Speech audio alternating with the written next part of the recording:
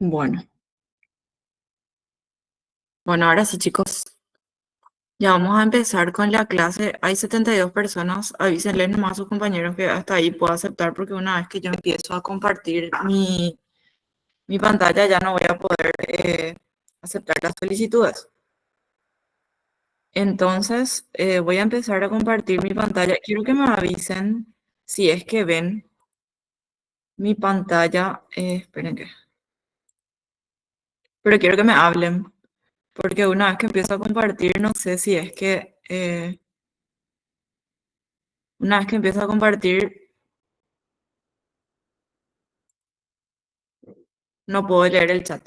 Bueno, ahí me avisan. ¿Se ve? Yo não vejo. ¿Cómo? Não dá pra ver, não. No, ok. Entonces, a ver,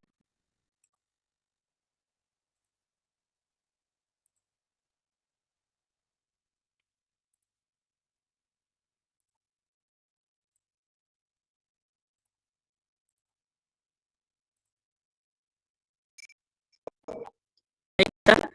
Agora sim. Ok, perfecto. Bueno, entonces vamos a ir parando de vez en cuando para que hagan las consultas que quieran. Igual si me hablan en portugués yo puedo responderles. Lastimosamente voy a responderles en español, pero de todos modos voy a intentar hablar lo más lento posible para que podamos entendernos.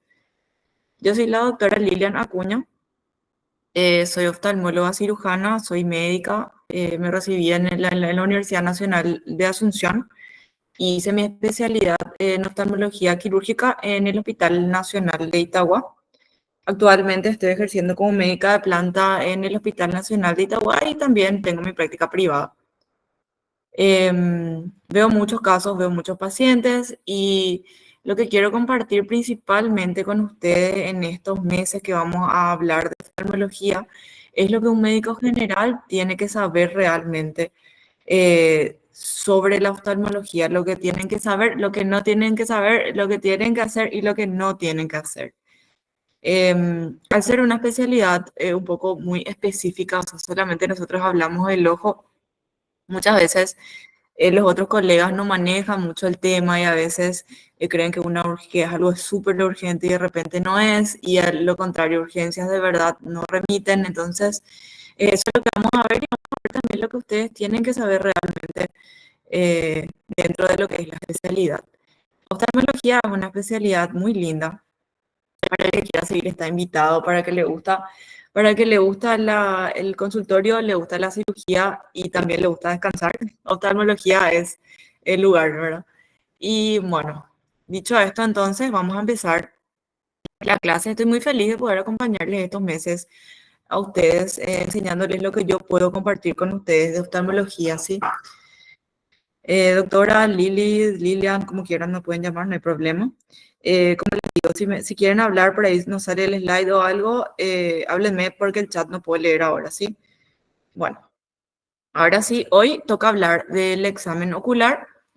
Las clases yo les voy a ir compartiendo a ustedes. Esta clase en específico la hice de varias bibliografías. Yo voy a enviarle a la delegada la presentación de PowerPoint para que ustedes puedan estudiar de acá y les dejé en las notas toda la info que tienen que saber al respecto de esta clase. Y después para las siguientes clases les voy a ir pasando la bibliografía de la cual yo fui extrayendo la info, ¿sí? Bueno, ahora sí. Entonces, en esta clase nosotros vamos a tratar un contenido muy específico. Vamos a hablar del examen semiológico y funcional del ojo.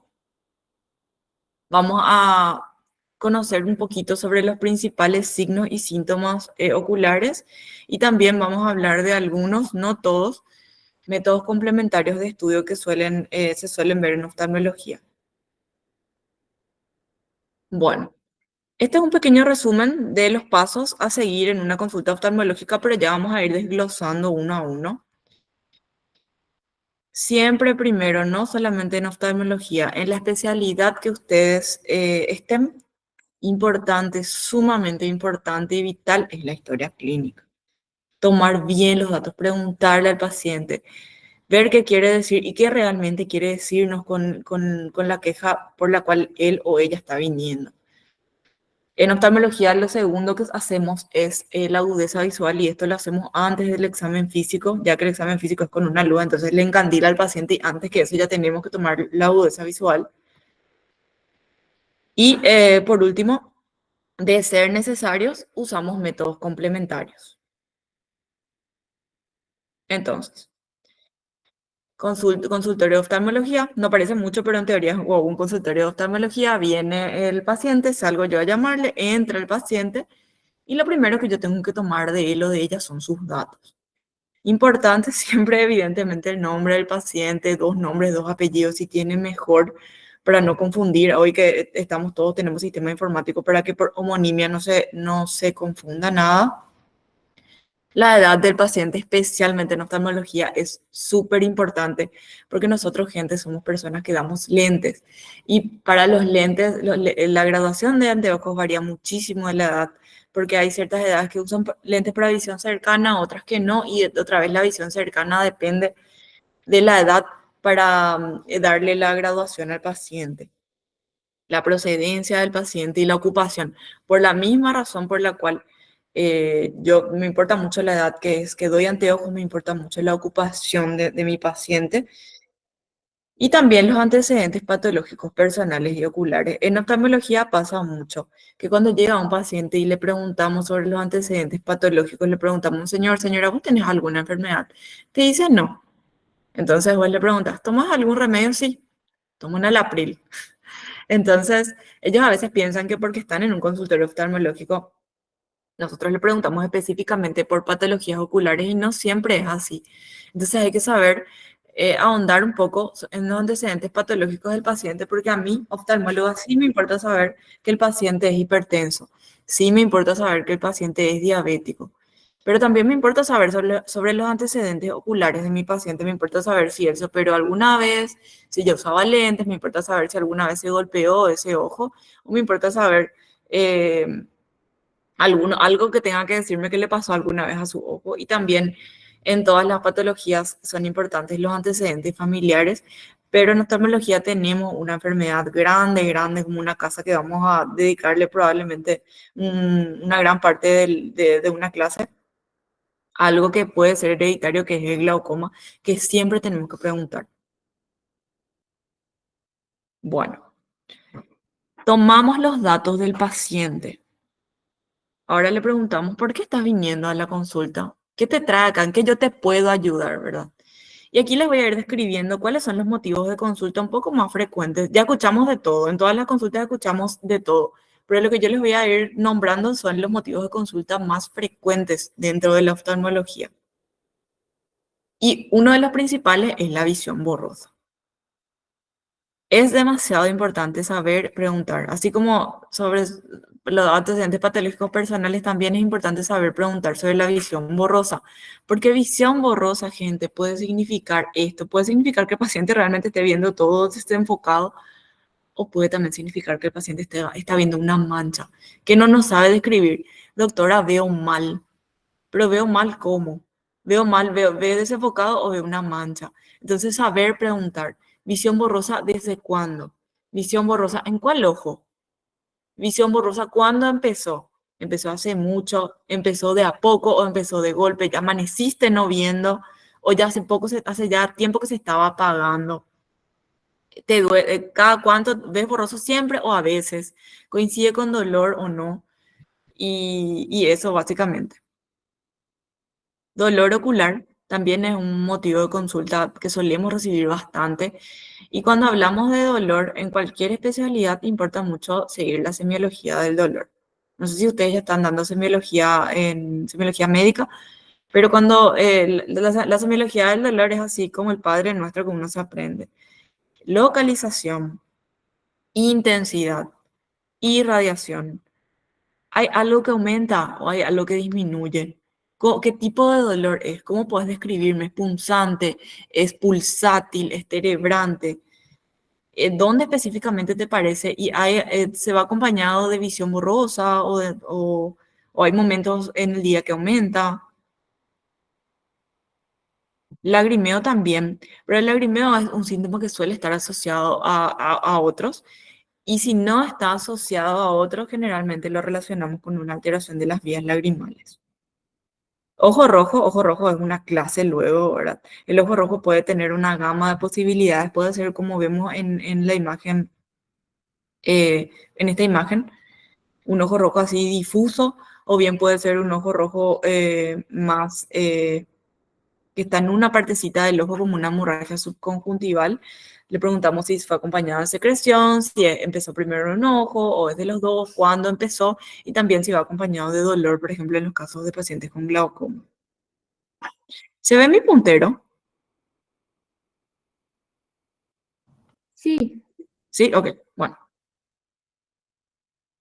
Picazón también, ahora mismo estamos en temporada de alergia. 5 de cada 10 pacientes vienen por alergia, pero el picazón también puede significar otra cosa, puede ser ojo seco, puede tener otras causas.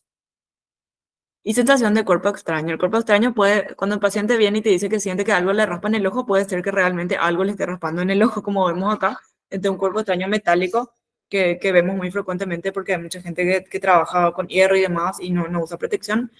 Pero también sensación de cuerpo extraño puede ser generado por un pequeño traumatismo que algo le raspó y salió y se quedó ahí una sensación por la lesión que quedó en la córnea, o bien puede ser un ojo seco severo que el paciente también percibe como un cuerpo extraño. Bueno. Entonces, nuestro paciente vino, se sentó frente a nosotros, le tomamos los datos, nos explicó por qué está viniendo y entonces ahora nosotros vamos a empezar nosotros a revisarle a ese paciente y lo primero que se hace es, como les dije, tomar la agudeza visual. La agudeza visual, gente, es una de las pruebas principales y una de las formas principales de estudio de la función visual y le corresponde específicamente a la mácula.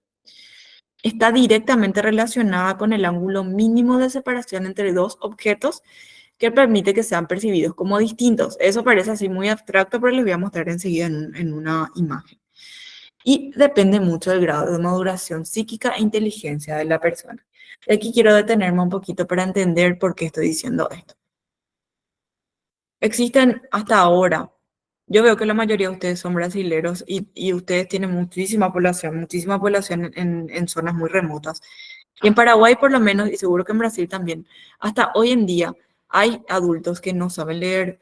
Y estos adultos que no saben leer muchas veces tienen vergüenza de decir que no saben leer. Entonces nosotros les sentamos frente a un cartel de letras y les mostramos y no te dicen o dicen mal. Y nosotros percibimos que ese paciente no está viendo y realmente este paciente no sabe leer. Entonces hay que entenderle mucho al paciente y saber que realmente esta persona no está nomás diciendo porque no sabe esas letras o porque realmente no ve, ¿verdad? Pero también depende mucho de la maduración psíquica y la inteligencia. O sea, hay veces que vamos a tener pacientes especiales, hay veces que vamos a tener niños, hay veces que no vamos a poder tomar realmente la agudeza visual y hay veces que vamos a buscar otras alternativas, vamos a buscar otras formas de poder tomarle esa agudeza visual al paciente. Bueno, entonces, esto es de lo que les hablaba, ¿verdad? La agudeza visual depende, o sea, la forma de tomar la agudeza visual depende de un ángulo que se forma entre, esta imagen realmente está mal, esto tiene que estar acá en la mácula, en el fondo del ojo. Si trazamos dos líneas que van por dos objetos separados, en este caso son los dos bordes de la pata de la E, se forma un ángulo. Y de eso depende la agudeza visual. O sea, este ángulo es el que se necesita para poder estimular a dos conos separados por uno. O sea, para poder estimularle a dos fotorreceptores para que perciban la imagen. Esto se calculó, no sé ni cómo, pero se llegó a calcular y es con esto que se llegó a la conclusión de cómo es que hay que tomar la agudeza visual. O sea, la agudeza visual no es que uno le sienta normal al paciente y le muestra el cartel. La agudeza visual tiene su forma y les voy a explicar cómo es, ¿sí? Entonces, o sea, dicho todo esto, Ellos hicieron un cálculo con unos logaritmos, etcétera, etcétera, y llegaron a la conclusión de que la agudeza visual, por convención, la agudeza visual, y les voy a repetir 3 veces porque esto va a salir en el examen, ¿sí? La agudeza visual, por convención, la agudeza visual, por convención, se mide a 6 metros o lo que es lo mismo 20 pies. Anoten entonces, la agudeza visual se toma a 6 metros o 20 pies, que es lo mismo, por convención. Esto se toma con un cartel que debe estar bien iluminado. Este mismo puede ser un cartel, así una cartulina con las letras impresas pegada por la pared, que ya viene con un tamaño estándar. Puede ser un cartel que tiene luz LED o fluorescente detrás, que tiene como una traje iluminación. También detrás del paciente se coloca un proyector que puede proyectar las letras delante de él. Eso también es otra forma que tenemos. O también hay pantallas como una TV, una tele en la que se coloca un software que muestra las letras. Eso ya es lo más moderno y existe también, ¿verdad? Pero esto tiene que tener buena luz, o sea, se tiene que ver bien. Se toma ojo por ojo. Acá vemos el señor se está tapando su ojo izquierdo, pero no siempre esta es la forma ideal. Realmente la forma ideal de tomar es como vemos acá, ¿verdad? El doctor le está tapando con una paleta a la nena su ojo, ¿verdad? Esa es la forma ideal. Porque, ¿qué pasa? Yo le digo al paciente que tape de un lado y tapa y mira a través de los dedos. O tapa y después no ve y saca nomás así su mano. Y no crean que pasa solamente con niños, pasa también con adultos. Esa es la forma ideal. Pero a veces si no se puede, bueno, se le hace tapar con la mano o se le da la paleta al paciente y que se tape él o ella con la paletita, ¿sí? Se le toma la agudeza visual ojo por ojo, con y sin corrección. Acá, por ejemplo, le está tomando, ya seguramente ya le tomó sin sus lentes, ahora le está tomando con sus lentes. Si el paciente no va a usar corrección, no quiere, no está viniendo para eso, en vez de eso le probamos con esta paletita, que es una paletita que tiene un agujerito de 1 a 1,5 milímetros en el medio, que se llama agujero estenopeico, que lo que hace es determinar si el paciente no ve porque necesita lentes o no ve porque el ojo tiene otro problema. Si el paciente ve mejor colocándole ese agujerito, quiere decir que él o ella necesita lentes nomás, por eso no está viendo. Entonces yo ahí puedo proceder a probarle lentes. O no mejora luego ni con el agujerito, entonces yo ya no me voy a estresar en probarle anteojo. Yo ya paso nomás al siguiente paso, que es revisar porque ese ojo no está viendo. Bueno, una de las cosas que ustedes tienen que salir sabiendo del módulo de oftalmología es cómo se toma la agudeza visual. Porque en el momento en que ustedes se encuentren en el interior y quieran remitir un paciente que dice que no está viendo desde ayer o no está viendo, que vino a la urgencia y que tiene ojo rojo y no veo o algo así, que tipo vino por la urgencia o les parece que tuvo un accidente vascular y no está viendo, lo ideal es que ustedes remitan diciendo, este paciente ve tanto, ve 20/20, ve 20/100, ve 20/70, ¿verdad? Y para eso hay que tomarle la agudeza visual, que es súper fácil, pero hay que entenderlo un poco a esta tabla. La agudeza visual se toma mediante estas letras negras en un fondo claro que se denominan optotipos. Los optotipos están ordenados de manera decreciente, de mayor a menor, ¿sí? La tabla más conocida es esta que ven en pantalla, que es la tabla de Snellen. En todo el merchandising oftalmológico, si ustedes le regalan una taza a su oftalmólogo, van a regalarle con estas letritas, ¿verdad? Eso es lo que todo el mundo conoce. Pero también esta misma tabla puede venir con otras letras, ¿verdad? Puede tener otras letras, tiene H, a veces tienen otras, pero generalmente la que más van a ver es esta.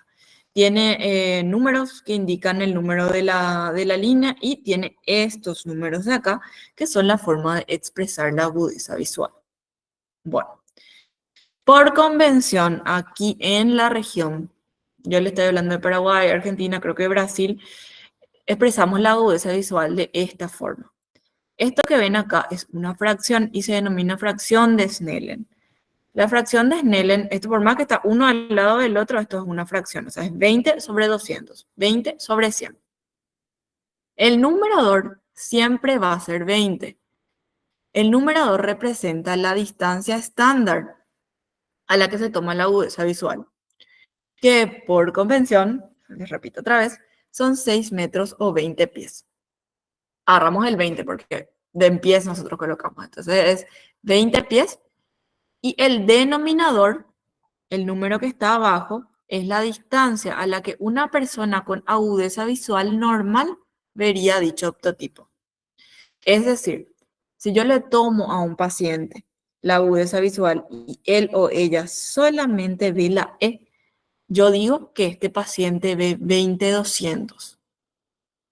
Quiere decir que este paciente ve a 20 pies, que es la distancia a la que yo le senté a mi paciente, lo que una persona normal vería a 200 pies. O sea, esta persona ve más o menos el 10% de lo que ve una persona normal. Si el paciente ve hasta acá, hasta FP, mi paciente ve 20/100. Ya cuando vamos a las líneas más inferiores en las que tiene más letras, considero la agudeza visual la línea en la que el paciente me dijo más de la mitad de las letras. O sea, si mi paciente vio acá LPE, entonces mi paciente ve 20/50. De la siguiente línea ve solamente PE, entonces sigue siendo 20/50. O sea, es donde vio la mayoría de las letras. La mitad más una de las letras por lo menos tiene que ver para poder decir que tiene esa agudeza visual. Bueno, existen casos en los que el paciente, como ya les dije, el paciente no sabe leer o el paciente todavía no aprendió a leer, como es el caso de los niños, y ahí tenemos varios recursos para poder evaluar la agudeza visual en nuestros pacientitos. Esto se llama los anillos de Landolf y lo que se hace es, así también se pone a 6 metros, se tapa un lado del ojo y se pide al paciente que nos exprese hacia dónde está la abertura del anillo. Lo mismo pasa con este cartel, se llama E de Márquez. Nosotros le damos al paciente, no tengo nomás acá, le damos al paciente una E de cartulina y le decimos, ¿hacia dónde mira la E? Y así, ¿hacia dónde mira? Y así, y así. Y tipo, el paciente nos va mostrando cómo es que está la E en las diferentes líneas que le vamos señalando. Y también podemos utilizar estos carteles, que son carteles de dibujitos que por lo general usamos para niños. Existen también otros dibujitos, pero esto es lo clásico. Casa, manzana, sombrilla. Casa, manzana, sombrilla. Bueno, una cosita que me olvidé de decirles es que yo quiero que ustedes aprendan a tomar la agudeza visual. Más o menos creo que se entendió después. Cuando terminemos la parte de agudeza visual podemos repasar sin problema. Pero es una realidad que no siempre vamos a tener 6 metros luego para tomarle la agudeza visual al paciente. O sea, ¿qué consultorio es lo que tiene 6 metros aparte del de oftalmología, verdad? No hay. Entonces existe un recurso que podemos tomar para poder tomarle a menos distancia. Si el consultorio está a mitad de distancia, o sea, si mi consultorio tiene solamente 3 metros, perdón, sí, 3 metros. Si mi consultorio tiene 3 metros, yo multiplico el denominador por 2. O sea, si en mi paciente yo le coloco a 3 metros y mi paciente ve solamente esta letra, la agudeza visual es 20/400. Multiplico el denominador por 2. Esto yo les puse en las notas del orador. Si mi paciente, por ejemplo, ve hasta acá, es 20/200. Multiplico el denominador por 2. Y si le coloco al paciente a 2 metros, que es un tercio de la distancia, multiplico el denominador por 3. ¿Sí? Bueno, ya les expliqué esto de los carteles que tengo. Ahora entonces, hay veces que va a venir mi paciente de 85 años y me va a decir, doctora, ya no veo este lado, no veo, se apagó, este lado se apagó. Le tomo la agudeza visual, le muestro, acá ves lo que dice señor en este cartel. ¿Qué cartel? Yo no veo ningún cartel. Entonces es ahí donde vamos a proceder a ya otros recursos más extremos para saber cuánto es lo que ve ese paciente. Entonces, lo primero que hago es mostrarle mi mano. Entonces yo me coloco primero, no sé si me ven, me coloco primero a más o menos 5 metros o a los 6 metros y le muestro, señor, ¿ves acá mi mano? No, no veo. Me acerco a 3 metros o 4 metros puedo poner. Acá ves mi mano, sí. ¿Cuántos dedos ves? 2. Y acá, 4. Espectacular. Entonces yo anoto en mi ficha, agudeza visual, ojo derecho, cuenta dedos a 5 metros. No me acuerdo cuánto les dije que me coloqué. A los metros que yo me coloqué, que el paciente vio mis dedos. Entonces, agudeza visual, cuenta dedos a tantos metros. Y el otro, y bueno, y cuenta dedos a tantos metros también. Si el paciente no ve, yo me acerco me acerco, hasta acá más o menos. Le muestro, si ves, ves mis dedos, ¿cuántos dedos ves? Sí veo, pero no puedo distinguir cuántos dedos ves. Entonces yo procedo a hacerle así, procedo a mover así mi mano frente a su cara, ¿verdad? Y le digo, señor, ¿ves mi mano? ¿Ves que se mueve mi mano? O sea, ¿ves mi mano? Sí, ¿qué hace? Se mueve. Y ahí, no, ahí no se mueve. Y ahí sí se mueve. Acá más o menos, o acá, ¿verdad? Puedo poner a cuántos centímetros. Entonces, ahí yo expreso la agudeza visual, movimiento de manos. Puedo expresar a cuántos centímetros. Acá a 10 centímetros, a 20 centímetros, pero solamente mi paciente no distingue el número de dedos, pero ve movimiento de manos. Y si finalmente mi paciente no distingue ni mis dedos, ni mis manos, ni nada, yo con una luz blanca o una luz roja voy a proceder a alumbrarle desde arriba, desde abajo, desde temporal. Temporal le decimos a todo lo que es hacia la oreja y nasal todo lo que es hacia la nariz, ¿verdad? Desde temporal, desde nasal. Ahí ves la luz, sí. ¿De dónde viene? Hacia acá. Y acá ves la luz, sí. ¿De dónde viene? Abajo. Y acá, sí. ¿De dónde viene? De hacia acá, te dice. Entonces ahí yo expreso con este gráfico si puedo escribir o si no, pongo nomás percepción luminosa en tal lugar, ¿verdad? Pero por lo general se considera una percepción luminosa buena, o sea, en general nosotros ponemos buena percepción luminosa o mala percepción luminosa, ¿verdad? Si el paciente ve todos los cuadrantes, ve la luz en todos los cuadrantes, es una buena percepción luminosa. Y si por lo menos no ve uno, ya nosotros solemos considerar mala percepción luminosa. Pero esto es muy subjetivo porque hay pacientes que, por ejemplo, por la nariz no suelen percibir de este lado y qué sé yo, ¿verdad? Pero básicamente ahí lo último que nosotros probamos es la percepción luminosa o proyección luminosa. Y finalmente, una vez evaluada la agudeza visual lejana, procedemos a evaluar la agudeza visual en la visión cercana. Le damos al paciente una cartilla de lectura, que por lo general puede ser como esta, como la de Rosa, pero lo más común es esta que vemos acá. Le pedimos al paciente que coloque a 30 a 40 centímetros y que nos lea por lo menos hasta acá donde dice 1D. Este momento también es muy especial para preguntarle al paciente a qué se dedica, porque a veces hay pacientes que quieren, por ejemplo, trabajar con algo así más lejos, o gente que trabaja con la computadora, entonces tienen que colocar un poco más lejos y es importante en ese momento para la graduación específicamente. Y finalmente, como ya les dije, de ser necesario en este momento en la consulta, si el paciente viene para lentes, se le toma la refracción con este equipo que es un autorrefractómetro o de manera manual y se procede a la prueba de los anteojos, ya sea con este artefacto que es un marco de prueba o con esto que es un foróptero. El marco de prueba es en el que se van colocando los cristales y este foróptero tiene como un disco que se va girando, adentro ya están los cristales y según giramos el disco van cambiando los cristales. Es más práctico, pero es más caro. Bueno, entonces, en cuanto a la agudeza visual, ¿tenemos alguna duda?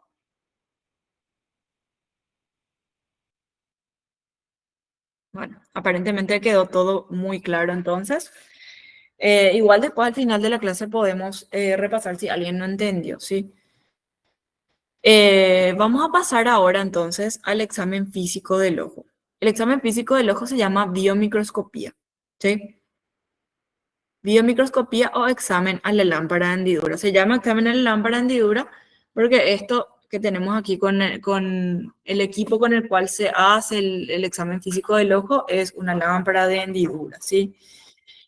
La biomicroscopía es la exploración del segmento anterior del ojo. Tengo entendido que ya dieron anatomía en la clase pasada, pero por ahí, si no quedó claro, el segmento anterior del ojo es lo que va desde la cara anterior de la córnea hasta la cara posterior del cristalino. Y es eso lo que evaluamos con este estudio. También se puede evaluar el fondo de ojo con unas lupas especiales, pero por lo general se comienza por lo menos explorando con esto el segmento anterior del ojo, donde están los párpados, la córnea, la cámara anterior, el iris y el cristalino. La lámpara de hendidura consta de dos partes. Eh, una parte que sirve para observar, que consta de un binocular, que tiene como unas perillas que permiten cambiar diferentes filtros y también permite cambiar el tamaño de la imagen. O sea, yo puedo hacer zoom, puedo hacer más chico, puedo cambiar a luz azul, puedo cambiar a luz verde. Y también consta de un sistema de iluminación. El sistema de iluminación es este, se ve mejor en esta imagen. Eh, la luz se puede regular, se puede afinar el haz de luz, o bien se puede alargar, acortar, se pueden medir cosas con ese haz de luz, y también el sistema de iluminación con el sistema de observación pueden como que separarse entre sí, como para poder ver el ojo desde el costado y hacer diferentes cortes para... sirve específicamente para mirar cierto tipo de estructuras. Esto se controla mediante un mando de control o joystick que mueve hacia arriba, hacia abajo, hacia adelante y hacia atrás. El paciente se le coloca en este soporte que tiene una mentonera y un soporte para la frente. Esta mentonera suele regularse y la lámpara en sí se coloca encima de una mesa que también es regulable.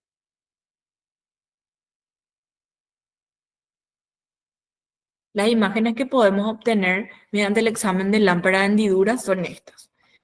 Esto es, por ejemplo, un ojo visto con un haz de luz fino y que viene desde el costado. Entonces lo que nos permite es hacer como un corte. Si se fijan, el primer lugar donde choca la luz es la córnea. Acá este espacio vacío sería la cámara anterior y esto es el cristalino, que realmente parece estar transparente. Sin embargo, acá vemos mediante una iluminación difusa. Eh, se- Estas fotos se logran sacar colocando, muchos de nosotros colocamos el celular así por el visor, o hay también unos artefactos que sirven para fijar el celular, o hay luego lámparas que se pueden conectar a cámaras fotográficas. Son equipos caros, acá en Paraguay poca gente tiene realmente una cámara por su lámpara de hendidura, generalmente ponen nomás su celular y saca la foto y se aprende. Y esta imagen es con un filtro azul, o sea, se le pone a la luz un filtro azul y el filtro azul lo que hace es hacer notar ciertas tinciones al paciente. Esto era probablemente un paciente en el que sospechó que tenía una lesión, una desepitelización de la córnea, se le colocó un colorante de fluoresceína y con la luz azul se le revisó y esta tiñe, la zona de desepitelización tiñe con la fluoresceína y esto se puede ver con el filtro de luz azul.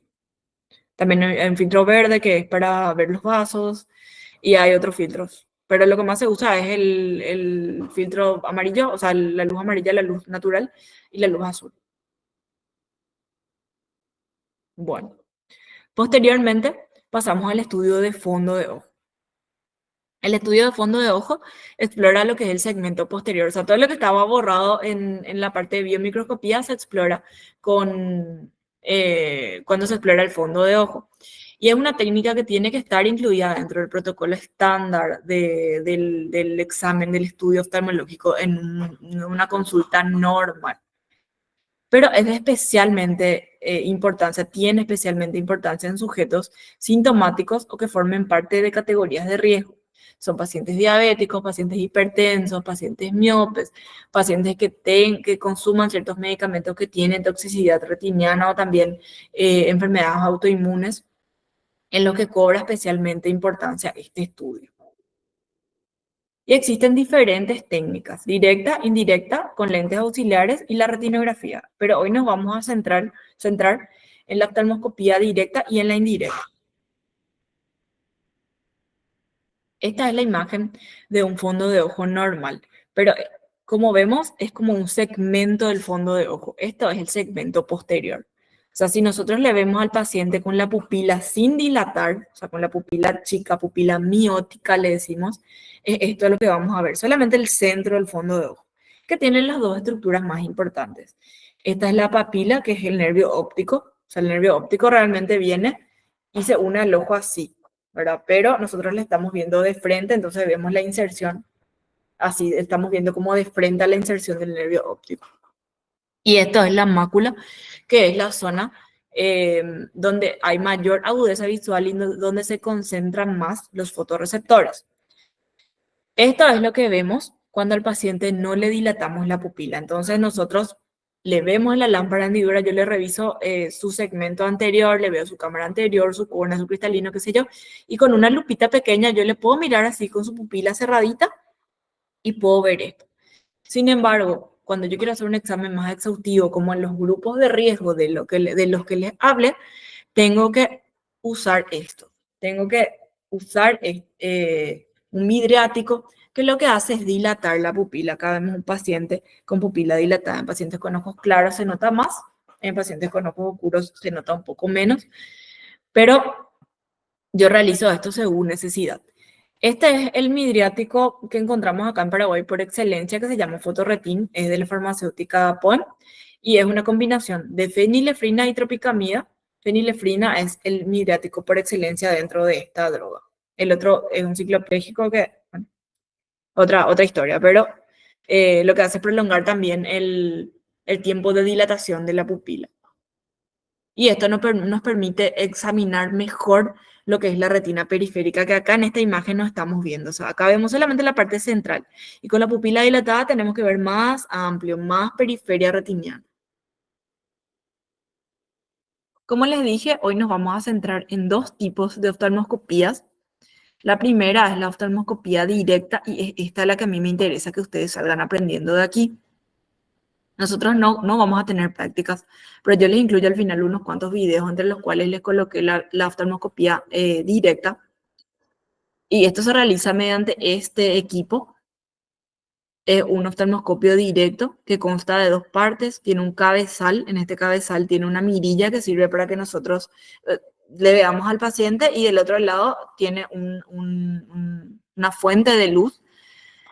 Mediante este disco se pueden variar los lentes y también se le pueden colocar filtros al oftalmoscopio e ir variando el color de la luz, por ejemplo.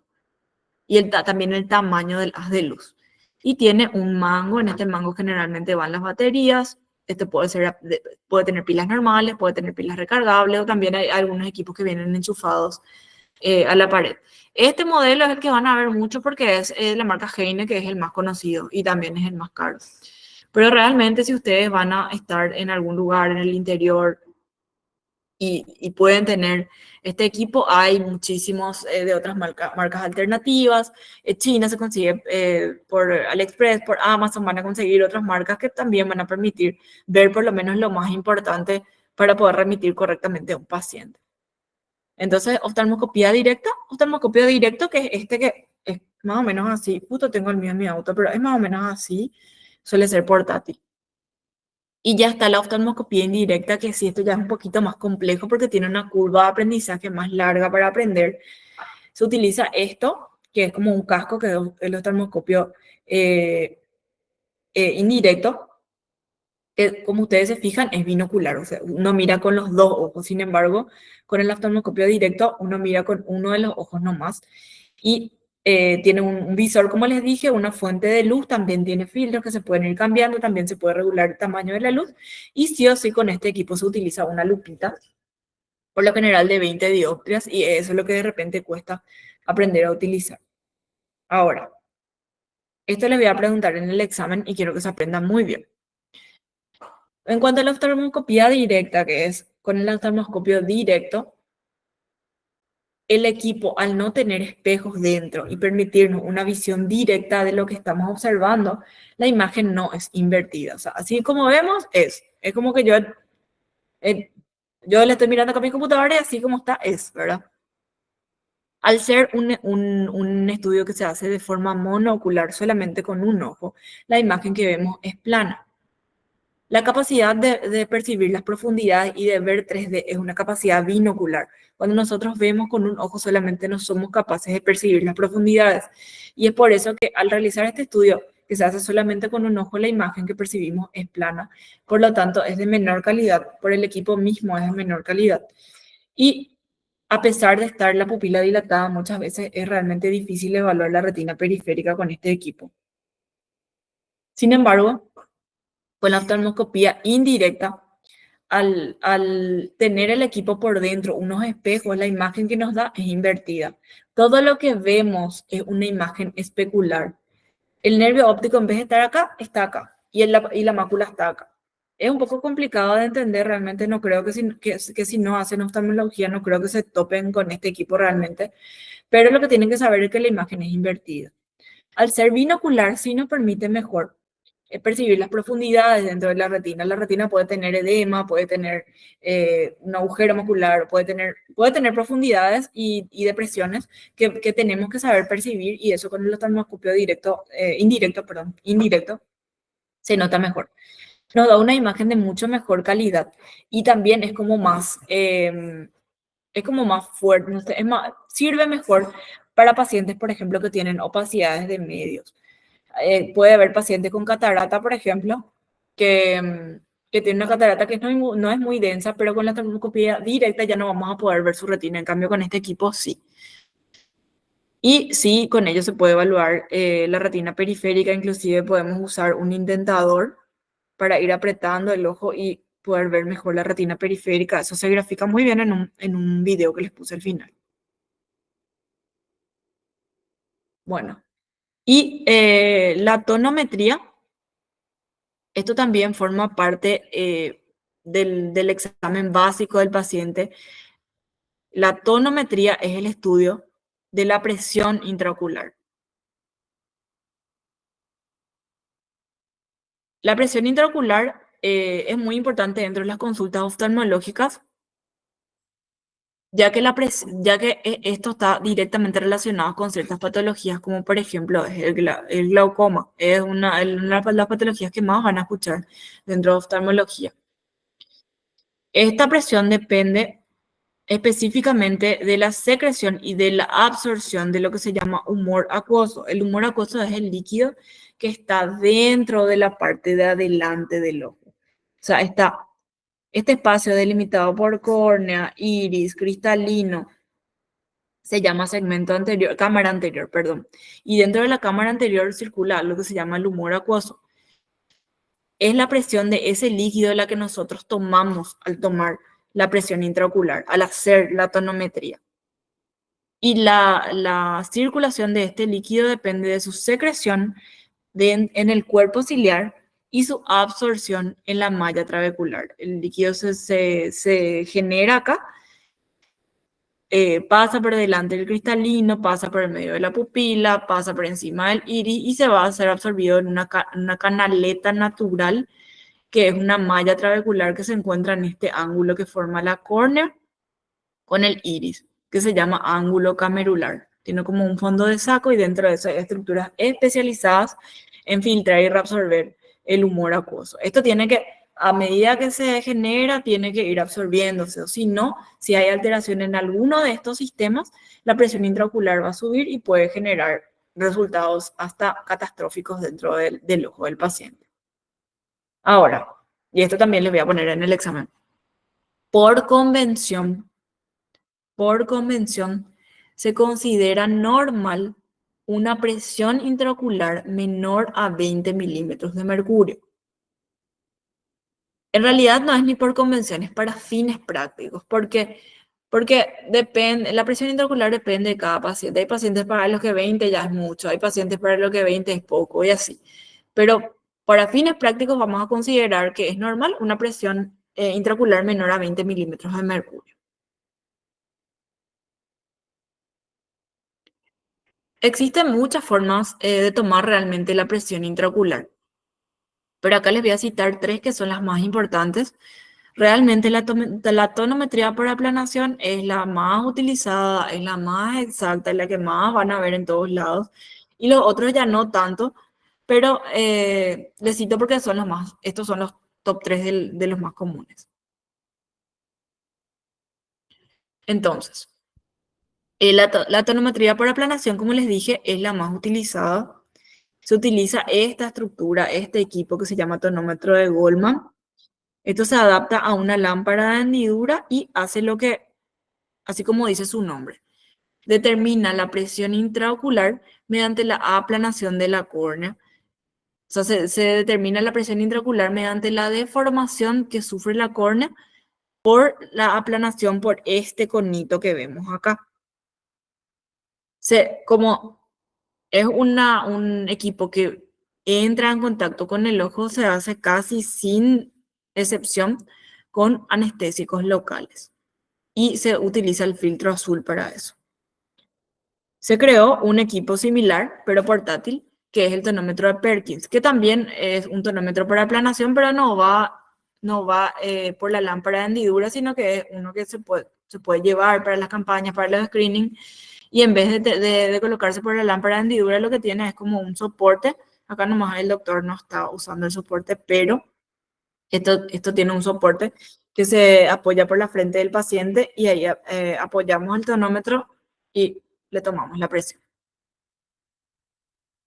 El neumotonómetro, realmente yo el neumotonómetro vi una vez en mi vida en el hospital de clínicas, pero es un equipo que determina la presión intraocular mediante la deformación que sufre la córnea por la aplicación de un chorro de aire por la córnea. O sea, le sopla así, un chorro de aire en la córnea y el equipo capta la deformación que sufrió la córnea y ahí determina cuál es la presión aproximada, pero realmente eh, no es muy exacto. Se usa más bien en niños porque los niños no se van a quedar para que se les tome con un tonómetro de aplanación, o también en pacientes que tienen alteraciones en la córnea, tipo una infección en la que no podemos usar un equipo que se apoye porque nos va a infectar todo el tonómetro, entonces se usan casos realmente especiales.